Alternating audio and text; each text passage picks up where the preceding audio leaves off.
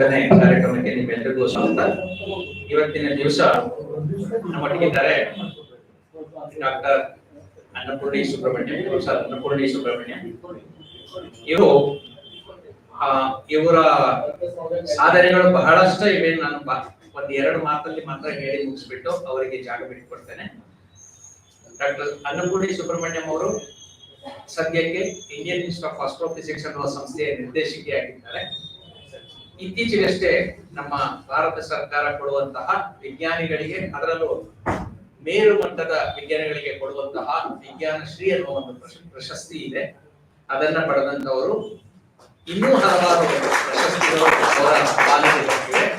ಅವೆಲ್ಲಕ್ಕಿಂತ ಮುಖ್ಯವಾಗಿ ನಮ್ಮ ಮೈಸೂರಿಗೆ ಪ್ರೀತಿಯ ವಿಷಯ ಏನು ಅಂತಂದ್ರೆ, ಸದ್ಯದಲ್ಲೇ ಮೈಸೂರಿನಲ್ಲಿ ಒಂದು ವಿಶ್ವ ಸ್ತರದ ಅಂದ್ರೆ ಪ್ರಪಂಚದಲ್ಲೇ ಅತ್ಯುತ್ತಮವಾದಂತಹ ಒಂದು ತಂತ್ರಜ್ಞಾನ ಇರುವ ಒಂದು ಪ್ಲಾನೆಟೇರಿಯಂ ಇಲ್ಲಿ ಸ್ಥಾಪನೆ ಆಗ್ತಾ ಇದೆ, ತಾರಾಲಯ.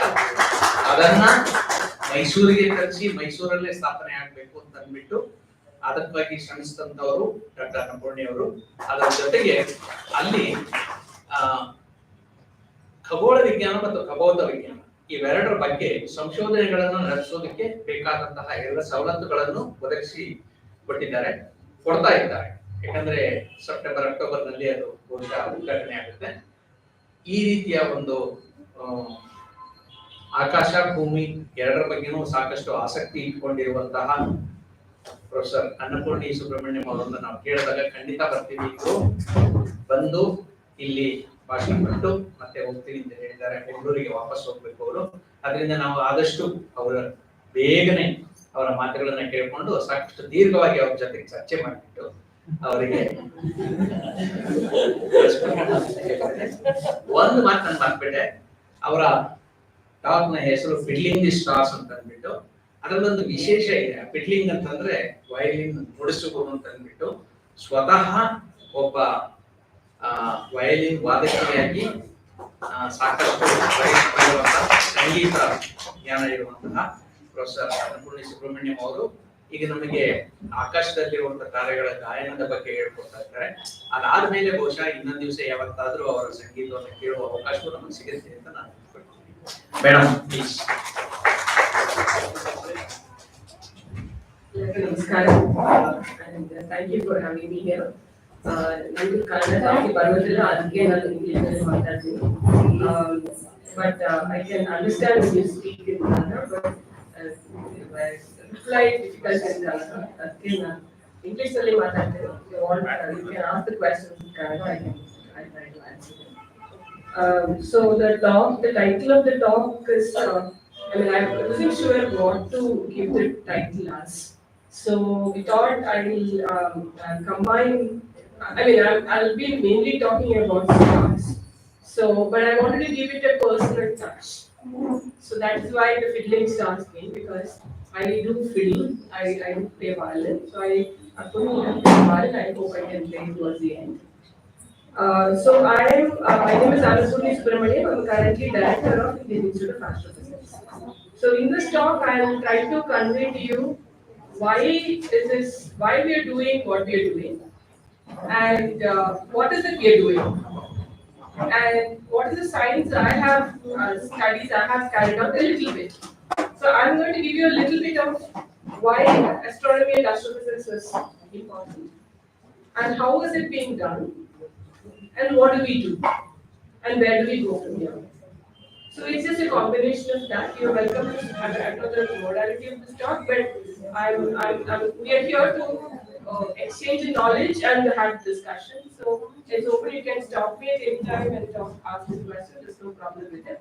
I can try to answer as much as possible. But if it becomes lengthy, we will stop it and have a discussion after the talk, because the flow gets disrupted. So I'll start with this. I think we can stop. Stop the slide and we can. Yeah, thank you so much. It's exactly what happens when you have light pollution. You will not be able to see the sky. So now you can see the sky dark I have put in there. So I'll use the cursor if I get it to point things. No, I don't seem to get it. This is it. So you can hear me, right? I'm loud enough for you, right? Okay. So this is this is the observatory we have set it in Ladakh. Now, Ladakh is important because the sky there is it's quite dark, and it is at the height of 4,500 meters above sea level. So when you look at the stars twinkle, and the atmosphere also absorbs. It becomes dim, like the way when you see the sun setting. The setting sun is, you can see the look at the sun when it's setting and rising, right? But can you see the sun when it is overhead? No, it's not possible. This is too bright, right? It's too bright. But so when it is setting, two things happen. One is it becomes dim that you are able to look at it. Second, it becomes red. It's not as red when you look up at the sky. The reason is not for the stock. You can think about it. So I can explain to you if you are not able to grapple with it and you're really wanting to know the answer. I'll come to it. So what I'm trying to say is that atmosphere plays a role in whatever we see. When a star is rising, it will twinkle, but when it is overhead, it is not twinkling. That's all because of the atmosphere and the turbulence, etc. Air is just going up and down, etc. You want to get rid of it. So you want to get to a height where this low-level turbulences are all done, and you have a clear space. So you have to go up to high. Point number 2, what is there in the atmosphere? The dust particles, molecules, and water vapor. Water vapor absorbs infrared radiation. So you want less absorbency above you, right? So you want to have an elevated place. You want to have a place where the wind blows and takes away the turbulence, and very nice. There's no absorbing water above you. So we need a high altitude desert. Okay. So in principle, this is a high altitude desert. You will not have to see any vegetation at all here. Nothing grows below 2 centimeters. And hardly any oxygen also. No water vapor also, but this gives a very nice view of the sky where science can be carried out. We've been operating this telescope for the last 25 years, almost 25 years. And this is a 2-meter telescope. And this is, so somewhat we set up in 2000. Now, if you want to take the data, you want to use the instrument, you have to go there, right? Because you have to go to the instrument anyway. Now, it was decided that 2000, it is very difficult to go to Ladakh. So, not everybody can go there, right? So, it was decided that you should do it operated from Bangalore. So, we have been operating this telescope remotely from Bangalore for the last 25 years. It's the first of its kind in the world itself, because nobody actually operates. Nowadays, you do remote operation and all that. That's only the last 10 years or so. We have been doing it for a very long time. It still continues to do so. And this is the dish which is being used. And I'll come to it. And this is what you see over the thing. It's not like stars. It's like patchy, right? Can anyone say what it is? No. It's not cloud, but not. It's almost there, because it is a cloud, but not in your atmosphere, but in the galaxy. You're right. So this is the galaxy, the Milky Way galaxy, and the dark patches. You can see darkness because of 2 reasons. One, when there's no light, it becomes dark, right? It appears as dark. But it will also appear dark when you're casting a shadow, right? This behind me is dark because I am stopping the light from going there. That is what is happening there. And that's why we know it's a cloud there. But not in the atmosphere, but very, very far away. Okay, so these are clouds from which stars are born. Here itself you can see that some patches are dark, but you can clearly see suddenly it brightens up. So we know that these are the places where the clouds collapse and stars are formed. Sorry, I'm still in the first slide. So this is the picture of the telescope, and this is the, I don't know how to explain, but so we'll keep a disc, right? So it's like a disc. So you are looking from here and seeing through it. Then it will appear like a line. If you want to see it like this, then you have to go up. That we can't do. So you are sitting inside the room at this band of light, so it will appear only as a line, and that is why it is appearing like this. Okay? And so again the same principle, so you will see only this part of it. So this is what you are seeing. Okay, standard stars. And in this picture, what they are showing is this is the Maze telescope, and these are some more telescopes down. But you can see things coming out here, the meteor shower. Can you see it? It's a little difficult to make out, like lines streaming out. You can see that this is coming from these 2 stars. It's generate meteor shower. So this is like Astrophotography. These are examples of astrophotography. Anybody can do it. If you're passionate about night sky, you want to capture pictures and do it. You can do it with the. Oh, thank you. So you can do this. This is the Gemini's. So these are castle products, and then all the meteors are. I mean, appear to be arising out of it. No, this is my. I'll go and bump into it. It's okay. Are you anybody having hearing problem in hearing me? No. So these things can be done using astrophotography. And that is also improved because anybody can, you want to do something, but you really don't want to do the nitty-gritties of mathematics and physics. But you want to enjoy the sky and capture some good pictures. So you can do it because there are good cameras, there are enough software available. You can do it, you can go to a place and pick up pictures. Now people do a lot of even landscapes, wildlife photography, bird photography, and all that is very popular. Nighttime photography, astrophotography is also very popular. Moving forward, we do set up, these are the two telescopes on the ground, like this is another observatory, 2.3 meter in Kavlur observatory, it's in near Vellore, at Kavlur, and this is in Nainital, this is in Devastal, which is part of the Aries institution. So we two institutions carry out a lot of telescope, setting up observatories and running them. So ground telescopes are very popular because you can set up big things and they run for a very long time. We have telescopes which are like this was established and started working in 1985. It's still working. We have a telescope which completed 50 years. The telescope in Kodaikanal is completed 125 years. So these are long-term investments. You can actually modular-wise, you can upgrade them. Technology changes over time, telescopes. But you can upgrade them and use them. So it's a long-term investment. You can always go and repair, fix it, things like that. But I'll also say that astronomy is also done from space. So before going to that, I'll tell you what, as an organization, what do we do and where do we come from? What's the history like? What is our legacy like? So I'm sorry, this slide is a bit small because the aspect ratio things are lost. So this is 1786 and 1792. So these two blocks are showing that 1792 is the time when an observatory is set up in Chennai, called Nungambakam, Madras Observatory in Nungambakam. It was housed, and then it moved to Kodaikanal in 1899. A lot of observations, a lot of data collection has happened in Madras, and then all got shifted to Kodaikanal in 1899. This year we are celebrating 125 years of Kodaikanal Observatory. It's one of the very old observatories. It has a lot of data, lot of articles, all the journals which have come to Madras Observatory all got transferred. So it's a very, very old things are there. We have some archives as well, but many things are still there as well, and data as well. Then in 1971 it became Institute of Astrophysics and moved to Bangalore. And we celebrated in 2020 50 years of IAE. So where are we now? So we have a headquarters in Bangalore. Can we make the slide a little bigger? No, it's okay because it becomes much chaotic. Yeah, let's leave it like this. So we have a headquarters in Bangalore, which is like this in Koramangala, and we have several field stations. The Kodaikanal Observatory continues to be our field station. That's 125 years old. We have Vainugappa Observatory in Kavlur, which is like across 50 years. It was established around 1968 or something like that. So it's also fairly old. Then we have Indian Astronomical Observatory in Handle, Ladakh, established in 2000. And we have Gauribidnur Observatory in Gauribidnur, this is in Karnataka, and which is doing radio observations. And we have Hosakote campus where we do space and other programs. And we are setting up a planetarium in Mysore now.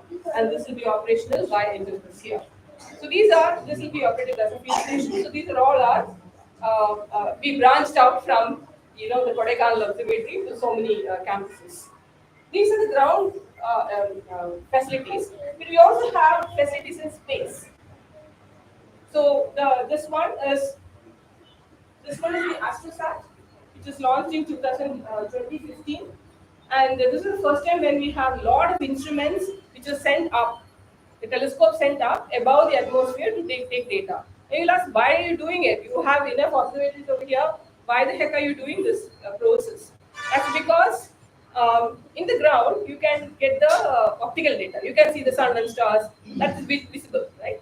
You can also get radio data. But if you want to look at ultraviolet or X-rays which are coming from other objects, it will not. Our ozone itself will stop it. That is the reason why the life form is also surviving, right? But you cannot say that just because I cannot detect them, they don't emit. It's not that. So even sun emits ultraviolet X-rays. So if you want to study them, you have to put it above the atmosphere. That is when the space becomes very essential or necessary. So because of that, this is a high energy observatory of this two yellow tube we made, it's basically still operating. Its lifetime is typically 5 years, but now it's almost completing 10 years. It's still working. We also have a coronagraph to study the sun, and that is the Aditya L1 mission. You might have heard about the Aditya L1 mission. So the main instrument is built by us. We are also part of the 30-meter telescope project, where I'll come to a little bit of it later. So this is our expansion from the Kodaikanal 1889, and we have so many field stations. So these are carried out. So we have a set of scientists who carry out the research, but also we have a good strength of engineers, because once you setting up is one, continuing to make it perform is another. So you have to maintain, upgrade, everything you have to do. So you have a set of engineers as well. All sorts of optics, mechanical, electronics, everything is there. It's all done in-house. And we do engage with companies also. So what do we study using these telescopes? One is the nearby universe, like you can look at the stars, etc.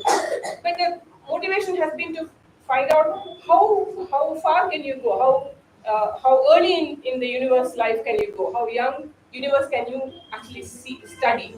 That means you look at fainter and fainter objects, then you can see further and further away galaxies and study them, how they are looking like, right? So that is the reason why you have the bigger telescopes. If you want to look at a fainter star, then you have to have. I cannot see some stars, right? But you look through a telescope, you can see them.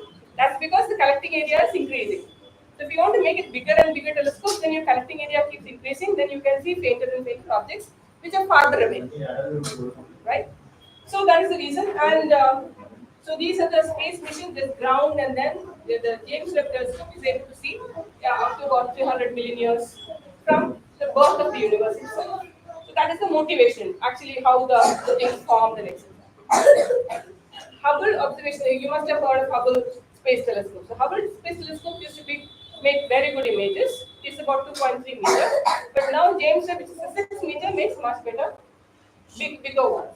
Now, there is a question for you. If you can answer, you please. This is a poll question, because generally by the time people would have just tending to go to sleep, because they would be comfortable hearing me, the same monotonous voice.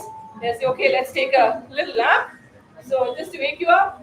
So in space telescope, you can have single mirror, you can have multiple mirrors to make a bigger telescope. Now, can you tell me whether Hubble Space Telescope or the James Webb Space Telescope, which one has multiple mirrors in the primary itself? I don't know whether you have even heard of Hubble or James Webb to begin with.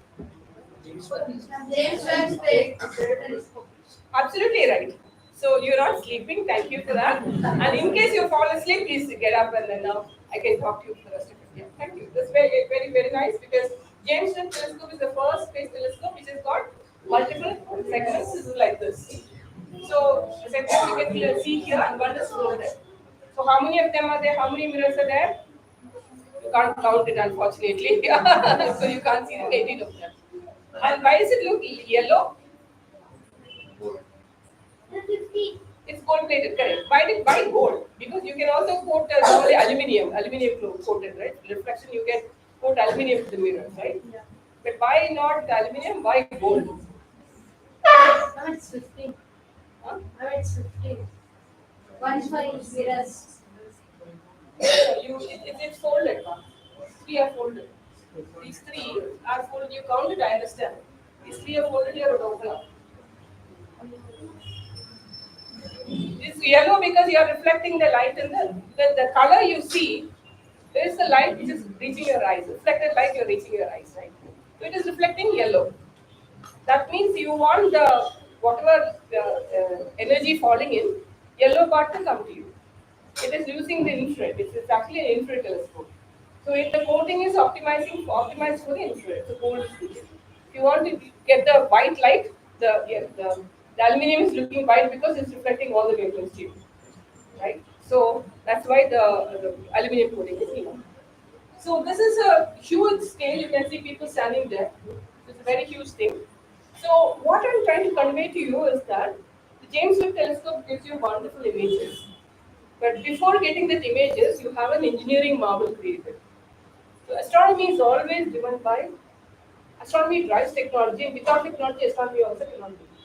So if you want to get those beautiful pictures of the sky, you need to have engineering marvel sitting there. And you have to design it. Specifications are given by scientists, and the engineers work to actually make that specification a reality, making the materials, cutting it fine, and make all the accuracies, then making that particular engineering telescope, and then send it wherever you want. It's also communication, all sorts of problems are there. Then they take pictures, then is the scientist doing the science. But everything has to go right for the science to come. So astronomy is expensive. Astronomy has got a lot of engineering to do, and then even if it is that, then you will get something which is very far away. The story which is told to you is very far away.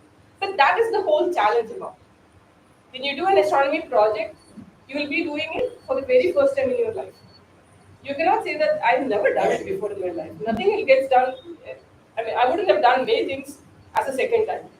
I would be done many things for the first time because nobody else. That is where the fun is. So a lot of challenges there. You cannot always. Most of the time you'll be stepping into a place where nothing is available. You have to find it.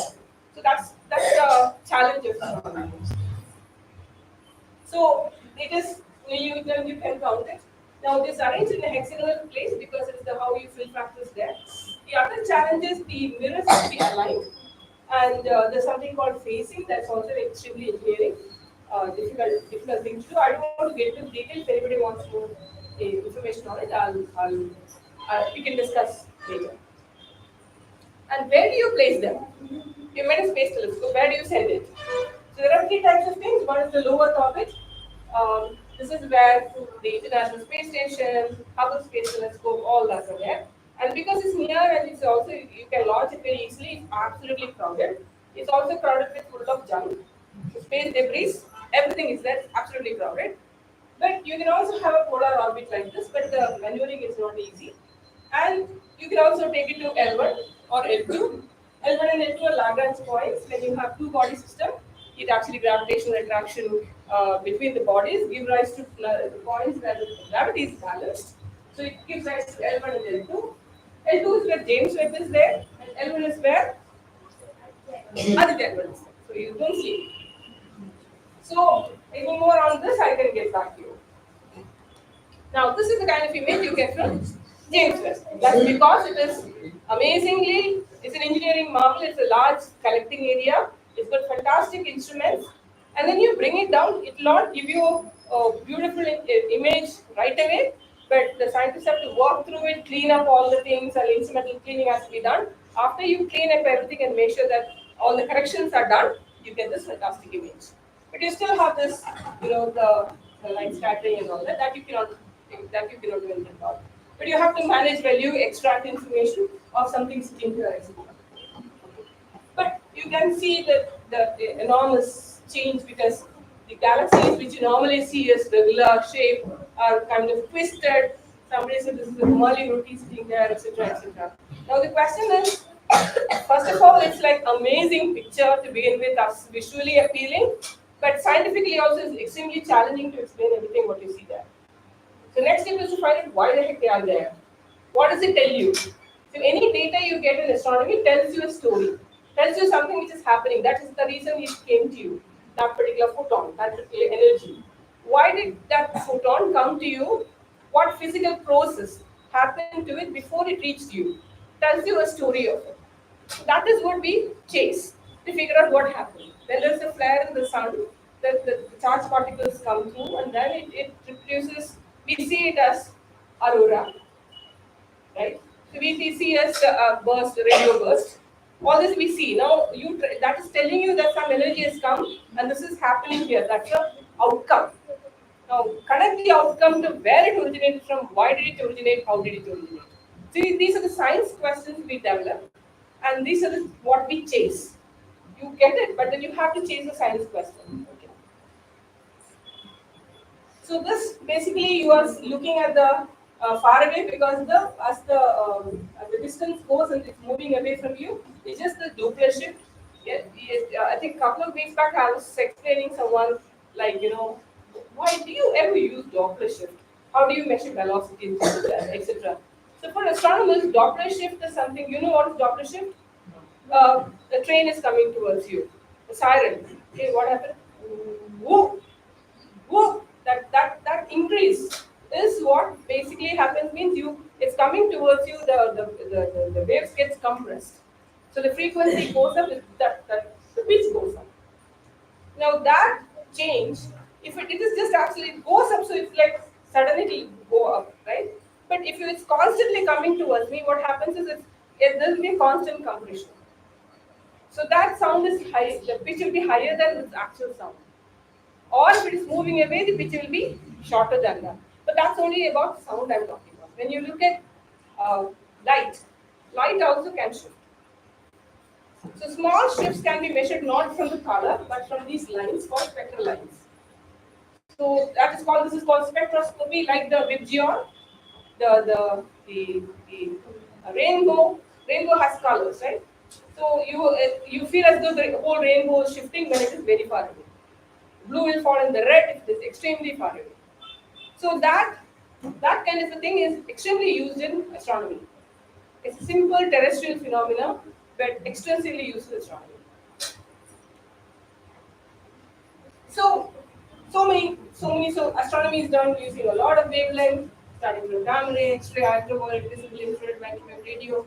You have a number of telescope up in space. You also have planes carrying telescope. Sophia was a plane which carried an infrared telescope up in the atmosphere. You have ground-based, many of them. Now, when I started my career in astronomy, many of them did not exist. So we had only one instrument, you do whatever that can and produce science. Now so many are there, it's become mandatory for us to use everything and to get an overall picture. So it has become more like a multi-wavelength. You cover entire electromagnetic spectrum to see what exactly is happening, what phenomena is happening there. I'll also come to it another one, because now it has become a multi-message astronomy, even we have gravitational waves. So yesterday night there was a LIGO detected a merger, and immediately there was a fast gamma ray burst was detected in FRB. And now tonight all the telescopes are following up to find out whether they actually can see the merger of in this wavelength. So in this, apart from all this wavelength, you also have gravitational waves. So it's expanding. So you have to get access to all this data to actually make a discovery. Otherwise, it becomes one-sided. And in order to do that, you need to have access to data. How many of them? How do you have access to them? So now it has become mandatory. When I was a student, we were data scanning. I have to go to the observatory, stay there, collect the data, then only I can get data, work on it, then make science out of it. Now the data is made public. The last 20 years in astronomy is data democratization. Nothing like that exists in any other field. It's curated data. It's not even you have to dig through it to actually get it. It's actually everything is in the same platform. So you have archives like this, archive centers. It will put all the data over there. You can actually say, this is the source, tell me what all data you have. It will also give you software how to analyze it. So it's become more and more accessible to people. Now in India also we do this. So this is the Indian mission that I was talking about. So basically this has helped a lot of people who did not have access to astronomy to do astronomy. To any university, anywhere, you can actually sit and do small projects, and you can actually remotely connect to someone to guide you how to do that and get activated. And because of this, large databases involved, you have to find newer and newer techniques. So newer and newer techniques in computer science, AI, ML, all get applied here. So now there are many results which are coming, stunning results, which are coming basically because they know the technique. They are not groomed astronomers, but they know how to handle large data. They can just do it and get science into it. So you can collaborate with computer scientists and programming people to actually generate out of it. If you don't know the tools and techniques, you will be left behind, because that's become the norm of the landscape these days. Now in India, so this is the international landscape. So what are we doing in India? So this is the AstroSat launched on 20 September 2015. These two are the UV imaging telescopes which Indian capacity is built. The rest of them were built by other institutions like KIFR, and I was a calibration scientist on this UV imaging telescope. And calibration meaning you have components. You, as an instrument, how does it perform? I have to predict it, and also when it is launched, you have to operate it and show that yes, it works as I predicted, or it is deteriorating by so much, but it's working like this. With this, so much science can be done. So I have to do all sorts of tests in the first 6 months and prove that this much of functionality is possible to this instrument. So this is the engineering model of that. So these two telescopes is still in my office because this is the built. This is before you send it out. You have to make sure that doubly, triply, make sure that it works, right? So you have to shake it, bake it, etc. Engineering model and make sure that prove to a committee that everything is fine. Now I'm ready to make a flight model. Okay. So then the engineering model gets left behind. That's one here. And these are the kinds of images we have, and we also run a period operation center there. And these are all false color images. This is a galaxy. This is a nebula made by a dying star, because star when it dies, it throws in a lot of material, and that material is very hot. And because it's very hot, you normally detect them in the ultraviolet, not invisible. So these are that, and then there's another galaxy. So what do we study them? I'll come to it later. Yeah, so the making of the instruments, these are the facilities we have. These are in the Hosakote campus, and yeah. So we also have a data archive for that particular observatory. This is only UV data, but all the instrument data is made public by ISRO, and it's also more or less science ready, so you can do science with it. So I'm going to talk about what do we do. So astronomy is about more or less unknowns, because you don't know where you're going, what is out there, but do it. Second, of the total universe stuff available, only 5% is visible. Rest of them is not visible. So whatever we detect photons is from that 5%. Now whatever story I'm going to tell you is from that 5%. So this keep in mind. So this is something we call as dark matter. We feel it only in gravitation. This is something called dark energy. We still don't have much clue on it. So what do we say of that 5%? I can put it in the periodic table. Now this periodic table you would have seen, right? Kids, you would have seen periodic table, right? Now this periodic table is a bit different. It's trying to tell you how the elements are made. Who made this element? Who is capable of even making these elements, right? So if you want to have, if you have hydrogen, you want to convert it into something like an oxygen, carbon, or something like that, you can't do that really. So in the universe, you see all these elements. Now, where do they form? We have nuclear reactors. Where are they? In the centers of stars. So inside the sun, right now, sun is making so much of energy because it's fusing hydrogen to form helium. Okay. No, I'm telling you a story. You don't have to accept it. So people said that. People said that it's how sun is producing energy. So we did not a question, right? How is it producing energy? People thought first that okay, a big cloud, it collapsed. It became hot, right? So it will emit heat, right? Then that's why it's hot. But how long can it do it? It can do it only for a very, very small amount of time. But it's still hot and it's continuing. So that's not possible. The next thing is, many things were argued. Finally, they said it's a nuclear reaction. Is it possible to have a nuclear reaction? What is the evidence for it? We were looking for evidence. I mean, the theory built up only about 100 years ago. Then, what this reaction will leave is neutrinos. Have you ever heard of neutrinos? So neutrinos are massless particles. Sorry, they cut across everything. Without interaction, it will just come out. You can only stop it with lead.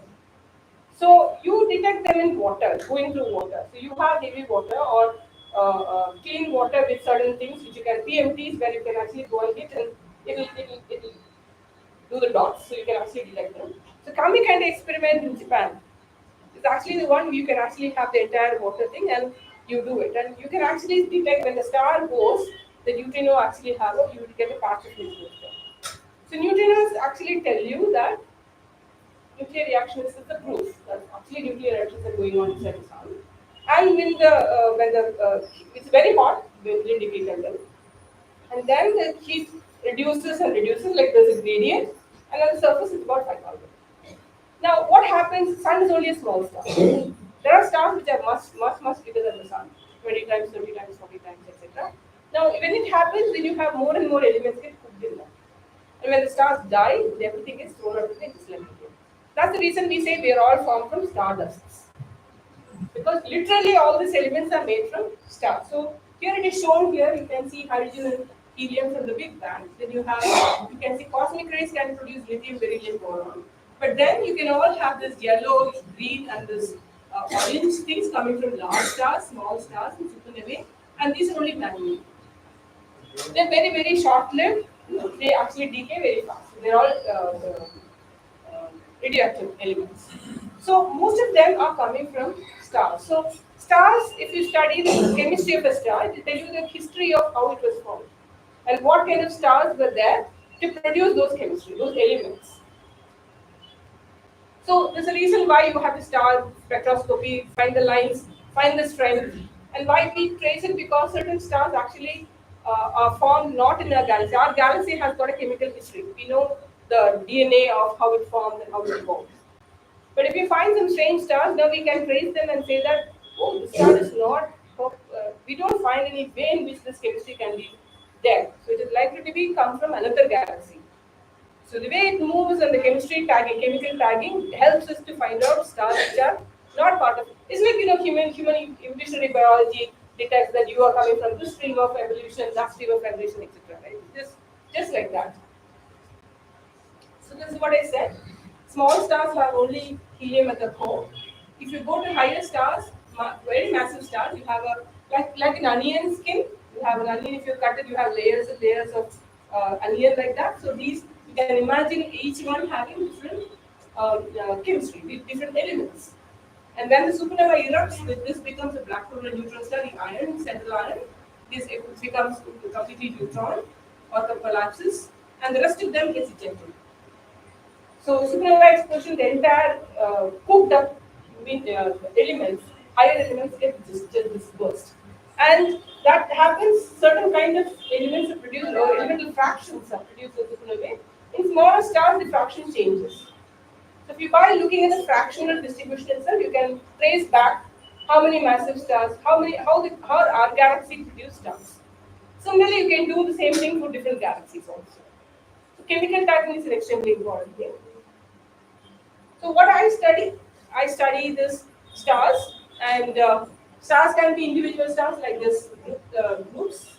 These are called clusters. I don't know how many of you looked at the sky to find Kritika. Right there you can see Kritika overhead, and that is a group of stars. It's called Pleiades. Everything these groups are like, they're formed together. So the only thing difference is more chemistry is more or less similar, and the only thing difference is the mass is different. Something is like 10 times the sun's mass, sometimes it will be something which is like the sun. So we can look at them and say that how the stars evolved with mass and how much chemistry they produce, etc. And if I'm looking at many of them, you can also say that, okay, I know the chemistry of this cluster, but sometimes I see one or two stars with different chemistry. It will tell me that it has done something different. What is different, then you get curious and try to find out. That's what I'm actually interested. And here when these kind of clusters are, you can resolve this individual stars in our galaxy.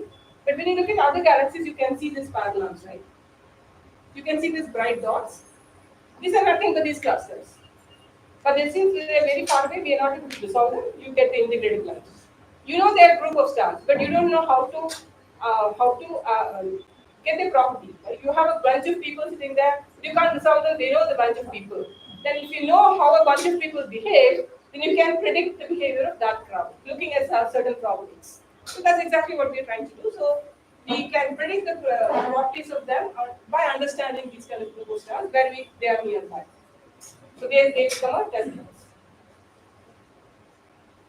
So what I'm trying to chase are stars which are normally the sun after some time the core will become actually full of, not full, almost 20% of helium, then what happens is helium is heavy. Then it starts collapsing by itself. Then the sun will die after some time. So we call them stellar evolution. Stars evolve and they die as planetary nebulae or supernova, etc. But some stars like this, they evade evolution. They somehow manage to do the same hydrogen to helium conversion. After some time, they should actually convert helium to carbon because the core becomes dense. But here, these stars avoid it and continue to burn hydrogen to helium. We don't know why. Earlier, people thought that it is. So, this was the cartoon for it. Hope you were able to see it. So, this is the star which is actually evaded evolution, and these are all become yellow because they become bigger stars. Are they wondering why are you young? I become yellow. Why are you still young? Then people thought that they are not part of my family. You're actually an outsider, came from somewhere, it's not my family. So I can get old, but you won't get old because you have come from somewhere else. But now it is not possible because we know they are members. They're part of the same, I said, chemical tagging the processes, right? They're similar. Now the reason is why is it still young? So then they call blue straggler stars, and people have been wondering why. How come the stars are not? Some physics are, we don't know what is different. Physics is different or their reputation is different. So then we realized that it is actually gained some gas from somewhere. Extra mass it acquired. So how do you do that? It can be in companions. When two stars are together, the star can actually transfer mass to the other. We call this vampire stars. Or sometimes the stars can collide and merge. It's very rare case, but when you have these clusters like this, the dense it's very dense here. Right? Several regions. Very less space. If you want everybody wants to go through that door, you will not be able to go through. You will come together and start colliding. So that time it can merge. So can they merge and do this? So we are looking at options like this, and we study using multivalent data because you know how much bright a star can be. If two stars are together, then the brightness is not what you predict. You can actually disentangle them. So I know that one star should look like this only, but suddenly I get extra light here. So I say, why is an extra light there? Then I fit it and the model and say that no, it's another cell. Like two lamps you're looking at. Okay? Then you can say that this lamp should have this property. Then you take out that property, you have still light there. Everything should be disappearing, but still have a light there. Then I model it and say that this is because the light is looking like this because it's two lights and not one. But you can't separate them because they're together and you can't solve it. So we do such crazy things to find out whether they are two or one or things like that. So this is some reports of that discovery. Sorry, yeah. So what happened is that this is using this AstroSat, and we have done a series of publications. The important thing is, for me, I do science and I can understand what the science question we are understanding. But a lot of students do PhDs and projects on that, and we train a lot of students for future projects. So this is a planetary nebula, which is actually when the star, then sun becomes old and dies. It is dilated planetary nebula. So this is a study of them, but you cannot see like this in normal visible light. Only in ultraviolet it will be seen because the gas is very hot and thin. Thin gas and hot will be visible only in ultraviolet. So that's the way it looks like this. And yeah, so we also looked at one star which has got a barium in it, which is actually not supposed to have barium. Barium is a higher atomic number element, very difficult to make. So, but it has got barium would mean that somebody else made it and gave it to it. So it's like a smoking gun of some. It actually acquired mass product. Secondary smoker. Yes.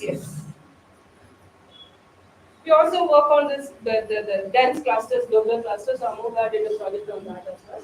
So a lot of students get trained and we do it to science. And these pictures look like this. So actually these clusters are like this dense, very dense. And all sorts of collisions and grazing angles, everything will happen and star evolution can change. So, but in the ultraviolet, if you see, the density completely reduces. You're actually able to see the inner regions, and where the zoo of stars are present, you're able to see it. So that's a very different way of looking at the core of the cluster and kind of understand what's happening. And this is the fifth series of paper in that.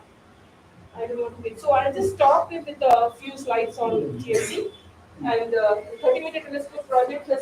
So what happens when you have to make it a bigger telescope is single mirror doesn't function. If I want to make a big mirror as big as this, you can't cast it, you can't polish it, handling becomes very difficult, it's highly risky. Instead of that, what you do is you make it into pieces. And then you polish everything, and then the complexity you are giving it to the support system. The support system has to be complex. In fact, the support system is made by L&T. They are qualified now. So we are making in India about 100 polished mirrors and all the 492 support assembly. So this is a project where India is producing a lot of things. So this is the segment, this is the support assembly, a lot of electronics. All these are India is contributing to it. And I was the work package manager for software. And actually, in this meeting, I should also tell you that the 30-meter telescope science meeting was held in Infosys here in 2017. We had about 250 people, about 120 coming from outside. With all these collaborators here in Mysore. And this is the production ready thing. A little bit about me. So I received this award earlier last year. And I also am an artist. My family is a set of artists. My parents are musicians. And my mother is a professor of music in Palakkad Music College. And my dad is a acclaimed singer in Palakkad. And I play violin. And my children also, my daughter sings, dances, and she also paints. And my son also plays some percussion instruments. And I play violin and I accompany my dad in many concerts and violin. So the name Vijay.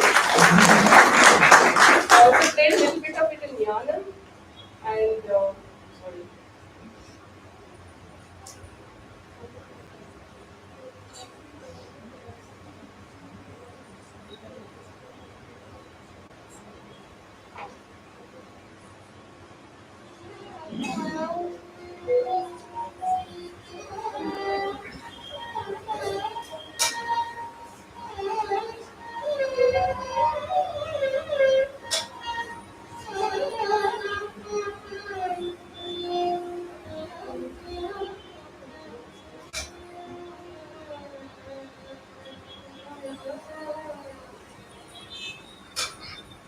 Want to put a beautiful thing to justify the film.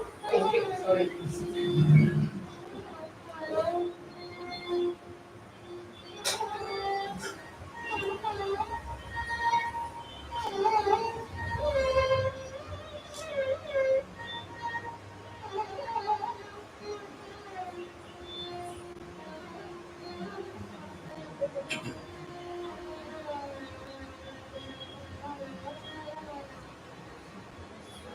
I start with the cosmos, the planetarium group activities, and this is the. Yeah. Which one is QR code? I take it with.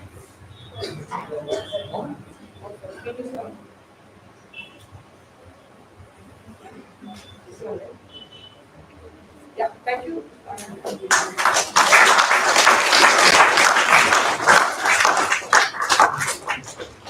So we are back on Earth.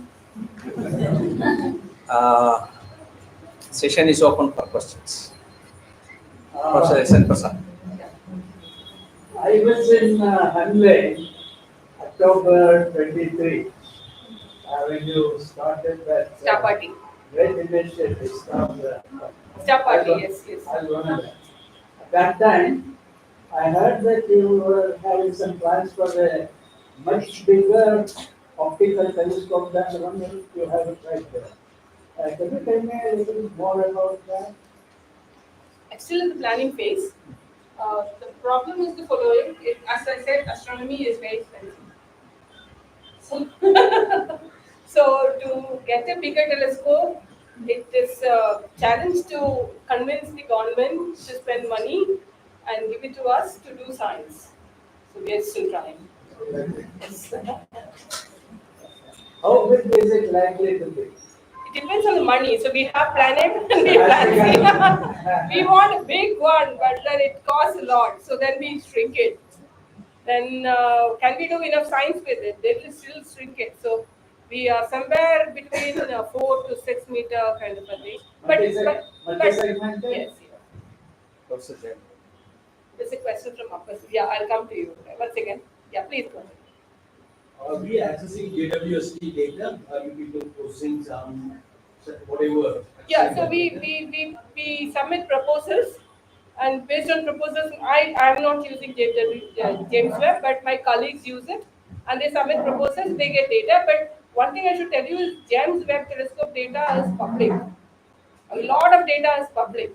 Even if you don't, your proposal is not granted time, you definitely soon will become public and you can do it. Except that you will not be able to do the first science with the data. But enormous amount of science can be done with the archival data. Hubble Space Telescope, I use so much of thing, all this first science is done, but so much more can be done with that. Yeah. One more small thing. There was a question about Big Bang with the JWST. Where are we now? We have gone up to about 300 million years since after Big Bang. Not SK probably will get closer, but I'm not sure. But there was a question mark on Big Bang itself. Yeah. But the CMB and the Planck is almost kind of close to that. We still have this, the CMB radiation. So that is what it tells us, that there is an omnipresent temperature which cannot come otherwise. Madam, can you highlight the applications? Just one second. There's a question from up here. This is about science and music. Yeah. I read somewhere like there's a close relationship between scientists and the music. Many Nobel laureates, majority of the percentage of Nobel laureates have roots in music also. So what's your perspective on it? You also have similar, like you have interest in science and you also have very musician. So what's your perspective on this? I don't know the biological reason for it, which I am not probably the right person to talk about, but the reason is that the way in which, for me, the way in which music and the way in which science was very similar. First of all, you have to convince yourself what you're doing. You have to be happy with it before you can convince anybody else. Second is, if you're stuck with anything, both science and music, you have to go back to your roots, fundamental foundation, lay the foundation properly, come out, you can do it. And both hard work, there's no magic, there's no escape route. Both work, hard work is very important, and practice is very important. So these are connecting things which is very similar. It's like I don't have to have a different personality of myself to do these two things. My personality, the same personality will apply directly to music and science. So this is what I have observed, but what biologically, how it activates, I am not the right person. Thank you. Yeah, sorry, one second. I'm just asking about what are the objectives of the astrophysics research. It's very fascinating, I agree. It's pure science or like any larger objectives are there? As I put it together, these days science is not done in isolation. So you have to have large teams. The team will comprise of engineers, scientists, theorists, people who do simulations, etc. How is it going to affect everyday life? Oh, no. It's a very, it's actually what is a remote sensing. So nothing will happen to you or me or anything. If you don't do astronomy, it's also fine. But the problem is all the communications, everything becomes technology based, right? So astronomy is used as a life skill for human survival. When you go back to historic times, why astronomy was needed? Why all our calendar systems are based on moon, sun, and stars? Is because we are living in that thing, and you want to know whether light is available when the weather will become, start monsoon, when it becomes very hot, etc. You need to understand that. And then if you want to communicate or navigate, you need to know the stars, which direction you are going, etc. But still we need it because the communication satellites still use it. If you want to go to Mars or Jupiter or moons of them, you need independent navigation. Still sounds are important. So that way astronomy is important to our existence. But it's not, is that what your question was? But they don't do anything to you, don't worry about it. No, that I know. Yeah. Madam, I'm curious to know whether you believe in astrology. That's where that's why I said that they're very, very far away. I would more worried about somebody next to me doing something to me rather than some object very far away. So I don't- Yeah. How are the elements in the periodic table are classified into what the categories of stars?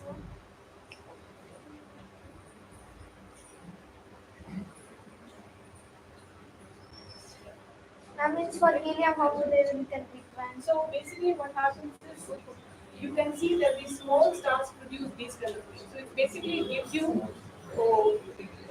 in the periodic table, you know the structure of the periodic table, right? Yes, sir. So what is changing from I mean, how is it this place and how is this place? Do you know that? No.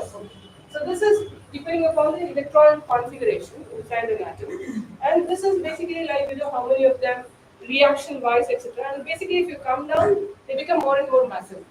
The nucleus is massive. You have more protons and neutrons in it. So if you have look at a hydrogen atom, it's very the simplest effect. You have one proton and one electron. There's no neutron there. And then you have for helium, you have two proton and two neutron there, and two electrons. The first state is close with two electrons. So if you want to produce, the electrons are less massive, less massive compared to protons and neutrons. Protons and neutrons are same mass. If you want to create a helium from a hydrogen you can consider as just the nucleus, one proton. You need four of them. So four hydrogen, you can just think as four hydrogen make into helium. Now hydrogen and hydrogen cannot come together because proton and proton will repel.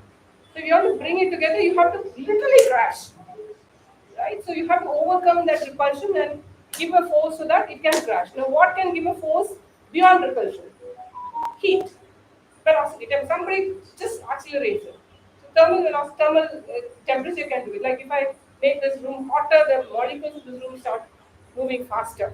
But not that, but here your degree condition, you can actually do it. But we still think that you cannot do it. Quantum mechanics comes in and all, that's a different process. But like that, you have to keep increasing the number of protons and neutrons inside the nucleus to make bigger and bigger elements. So that means you have to bring more helium together, etc. Which means it's very hot.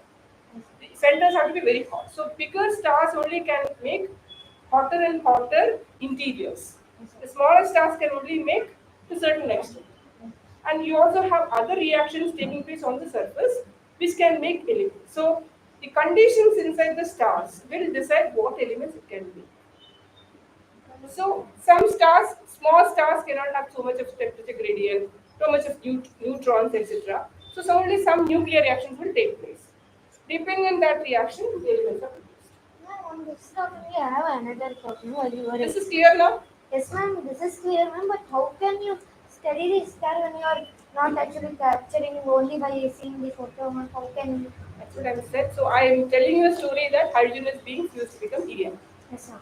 Right? Now you have to believe me, saying you are asking me a question, how can you say that? You are not going to scoop it out of sun and show it to me. Right? So now you have to say that, okay, this is happening. Yes, ma'am. What else will happen to me? I cannot go and see it. But something else also will happen along with it. Yes, ma'am. So nuclear reactions tell you that you also get neutrinos. Yes, ma'am. So that will come immediately out. If you make a photon, it will start interacting this, then only it will come out. So it will not even show you where it originated from. It has lost all information. Scattering is called. That's why the sky is blue. Right? So if you want to get something exactly from the center without any disturbance, which can actually prove that this is exactly what's happening, it is neutrino. So we detected neutrino. Even now the neutrino detectors see the sun as the source of neutrinos. So that nailed the thing. So we all work in inferences. You can't go now. People are able to go to meteor and asteroid and dig the asteroid and bring it back. Till then, we can't touch them. They're plasma. You can't go there and take a bit of plasma and come. That's not possible, right? Yes, ma'am. So you have to always get the data. That's what I'm saying. Data will tell you a story. Then you have to actually have a model and physical and mathematical model and fit the model. It will also tell you something. If this is the case, something else will happen. That can be used to check this. Yeah. Ma'am, you show in the third slide that the stars are just going somewhere.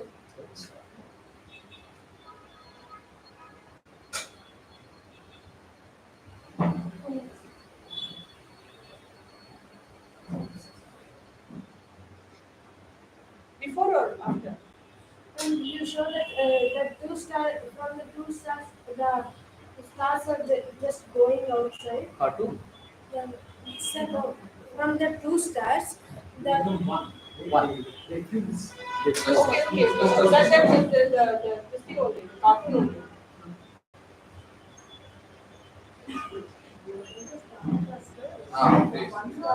Yes.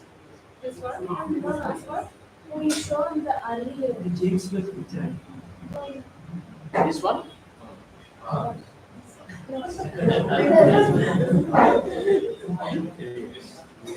You show You sit with me and tell me where it is, I'll answer your question. Okay, yeah, next question. I have a question, madam. Nothing about stars, nothing about astronomy. The only thing is, how did you get interested in this field? So that's the question. Okay. Because none of us usually stare at the sky at any time. Oh, don't say that, I do. Sorry, you are an exception. I said, I. Yeah, so I grew up in a town called Palakkad, and we used to be sky used to be pretty clear, and we used to have one thing. I think it used to be. I didn't realize the importance of that. I look back, it sounds very important to me now. It's called power cut. Because when power cut comes, you cannot stay inside the house. Power cut is summer very hot. Okay? You have to get out only. Now only it's already very hot there. So power cut comes, you have to get out. And then you have to sit only, the mosquitoes and everything will be there, and then you start walk around, run around. Only thing you can see is look up at the sky. Nothing else you can see in the ground. Then you say, oh, somebody will say, oh, that star, shooting star, and all that will start coming. Then you start wondering what's happening there, why is this? And next month, the same thing, the same cluster will be above you. So you know that it's moving. So then start wondering about. Of course, the only thing lacking was that I couldn't talk to anybody about it. Nobody else interested. And I can't discuss with anybody else what's happening. Fortunately, I found a library where they had Hindu and they come with the night sky constellation thing. So I used to take Not that anymore. out. Not anymore. So no, but you have net. I mean, now just show the mobile. Everything is there. So you don't need anything like that. So I used to take it, cut it, ulta, then put the torch, and then see pattern matching with two. I also used to do one more thing. I used to get up in the morning and study. That was a little later, and I think it was in bachelor's time, BSc time. I used to get up in the morning to study. So I could see Milky Way, and Sagittarius, center of the Milky Way. But I don't know what it is. I know somewhere there's Milky Way, but actually the center of the Milky Way it is actually. Then looking at the things it will show you, but I wasn't very sure whether as he was asking the clouds, couldn't relate the clouds and the star formation and the molecular clouds. Nothing I couldn't understand. But the thing is, my house is full of music. Like my parents are musicians, and they all sing from morning to night. And I also play violin. And my dad, my mom used to have both of them used to have students, and I used to sit and notate everything because they would be singing and all that. So, but my interest in science grew along with music, but they didn't have any clue on what I was interested in. So, but somehow I thought if I take up music, I will not be able to pursue science. So I thought I'll do science and then pursue music as along with it. So yeah, that's the reason. The request, sorry, about the shaking glass.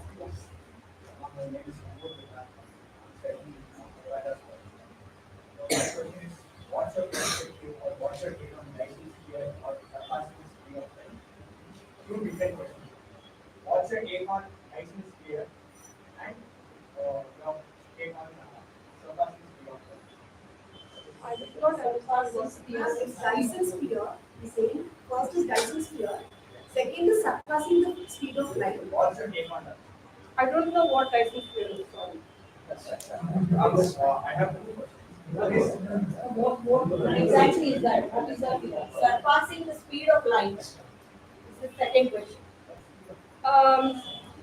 Yeah, surpassing the speed of light is a difficult thing. Nobody has even theoretically done kind of thing. It's not possible. There's a limit you achieve. That's the limit you achieve. Both are So, fiction. it's difficult. Both are fiction. So you can't, yeah. That's a barrier. Yeah. Because I am a believer that today's future is tomorrow's reality. No, you're right. You're right. But within the speed of light, you can. Beyond the speed of light, it'll be a huge breakthrough. But I don't know. Yes. Remaining, it was a very fascinating question. My son is in second year PUC. When he was 800, I printed a telescope. He used to watch it very eagerly.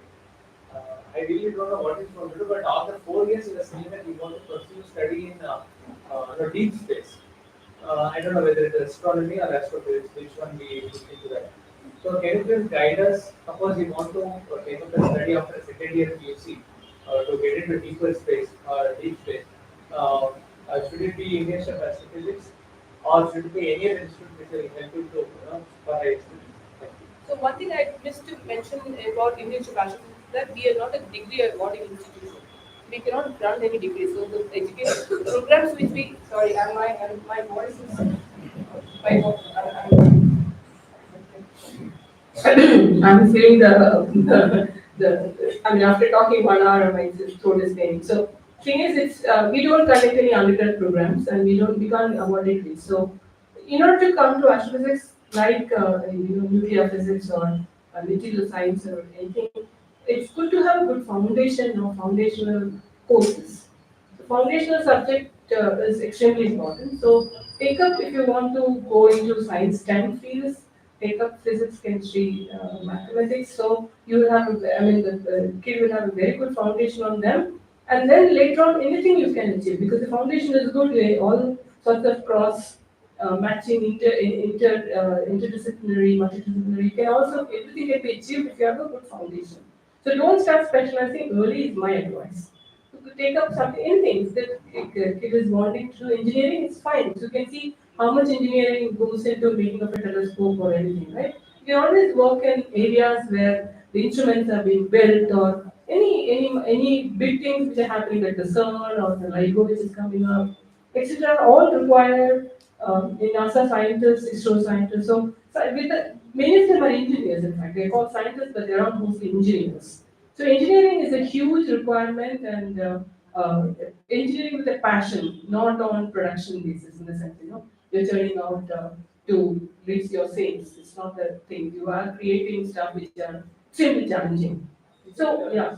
So any field will be absolutely fantastic.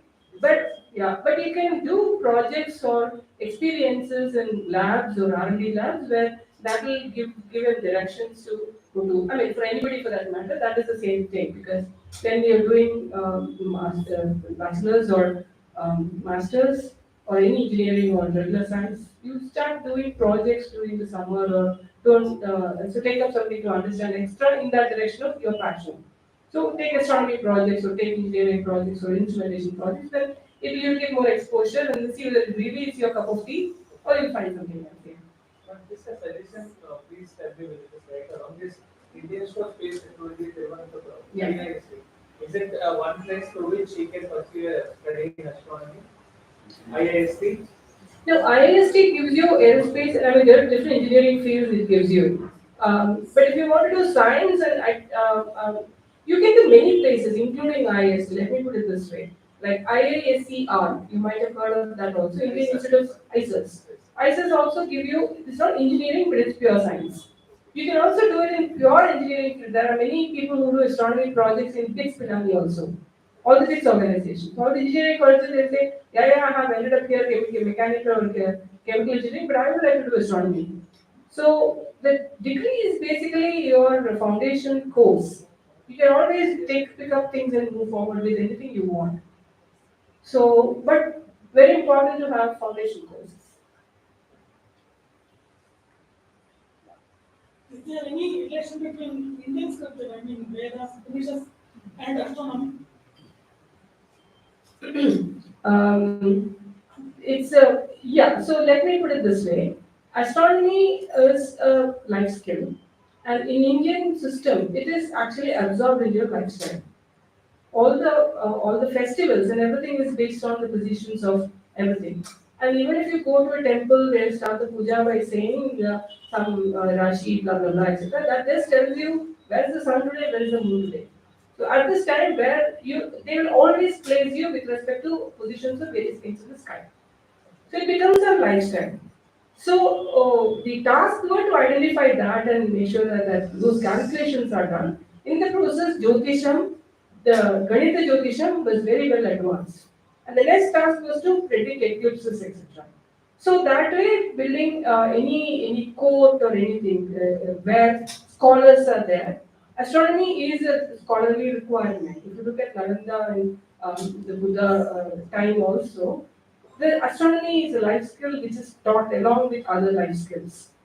So then it becomes an integrated part of things, your life itself. Sometimes you don't find things written as a definitions of many things because definitions don't even need because that is part of your lifestyle. Your life becomes a part of your lifestyle, you don't start defining it, right? So it's like that.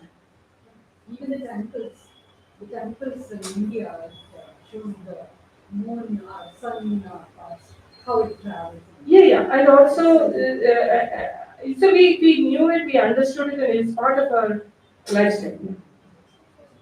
Is there any influence on Indian scriptures? I mean, Vedas, especially. No, there are verses which tell you how it is done and things like that. There are specifically verses which are done and books which are done. But I haven't specifically looked at this. This particular book has anything about astronomy. I don't know. The question is regarding application. Yeah. Because now approaches are astronomically well understood with mobile smartphones. Any contribution from Indian astronomies about the development of applications on a smartphone level to understand the sky? I don't Other than the think. stellarium and other things, we have a lot of apps that which are paid also. But whatever the Indian astronomy, they kind of app for the person. So that they can use it. Without that, we not able to see properly, understand properly. App-based applications. Smartphone app. Maybe some kids have developed that. No idea, but yeah, I'm not in that landscape to tell you because. That connects, that makes motivation, that will be able to understand properly the sky, the sky, whole structure and stars. No, what we Indian contribution. No, I don't know about it because what we contribute is for outreach and tell why you should look at the sky and what kind of science you do with it.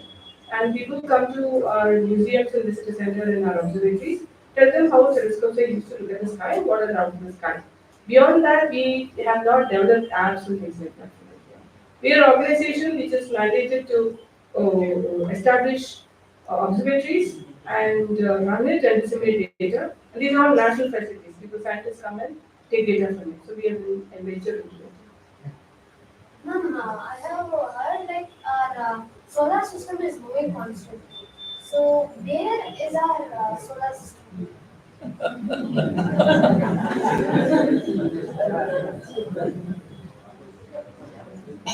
So in this plot, in this figure,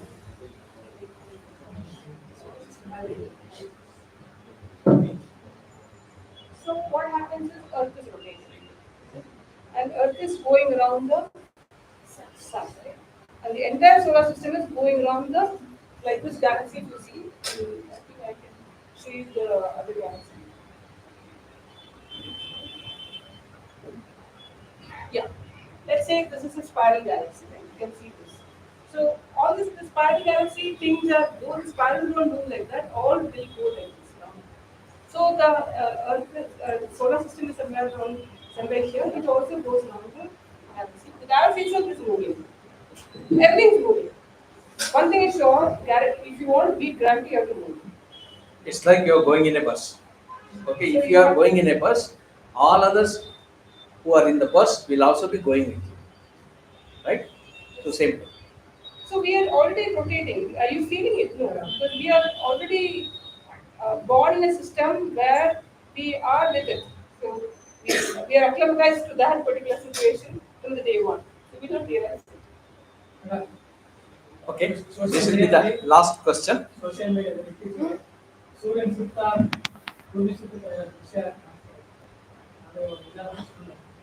ಏನಂದ್ರಿ ಸುರಕ್ಷಿತ ಸುರಕ್ಷಿತ ವಿಷಯ ನೋಡಿ So the old question, is this earth going round the sun? Social media pictures ಬರ್ತಾ ಇದೆ. but ನಮ್ಗೆ ನೋಡಕ್ಕಾಗಲ್ಲ. ನಮ್ದು we are inside the solar system. We can't see it. ಅವ್ರು ಬಳೆ ತೋರಿಸಿದ್ರಲ್ವಾ ಆಗ್ಲೇ, ನಾವು ಅದರೊಳಗೆ ಇರ್ಬೇಕಾದ್ರೆ ಬಳೆ ತಿರುಗೋದನ್ನ ನಾವು ನೋಡಕ್ಕಾಗಲ್ಲ. ಬಳೆ ತಿರುಗುವಾಗ ನಾವು ಅದರೊಳಗೆ ತಿರುಗ್ತಾರೆ. ಚೆನ್ನಾಗಿದೆ. Satellite pictures ಇದೆಯಲ್ಲ ಅದು ನಿಜಾನ ಆಗುತ್ತೆ. ಭೂಮಿದ so he wants to know whether the satellite pictures the earth are real. What is The pictures which has been captured. See, the problem is there are pictures which are real, there are pictures which are kind of created. So unless and until which picture you're referring to, I cannot say, because there are a lot of pictures which are created and told to you, like even the sky will be very nice, and they put Jupiter and Saturn big, and this is how you are able to see. So yesterday somebody commented to me, how are you? Why is that I'm not able to see the sky like this? So only thing I can say is that this is the real sky. You won't believe this what you see in your eye or somebody told you. I mean, we are not doing it, right? So most of the forwards are fake, or I mean they are messed up with it. So don't believe them. But is it even possible to take pictures? Possible to capture? That's No, there is a fantastic video which is captured by Doji Angchu, which is there in X. It's a beautiful one. You should see that. That is possible. That's real. From Earth. From Hanley, he captured the rotation. It's fantastic. Doji Angchu. This picture of things which I showed you is done by Doji. These pictures are by Doji Angchu Hanley. So those pictures are done by him. So he's an astrophotographer.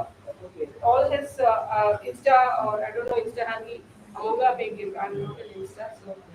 So Doji Angchu's handles will have all these photos where he's an astrophotographer. He's our engineer in charge at Sanje Observatory. His photos you can believe. Beyond that I can't. Thank you so much.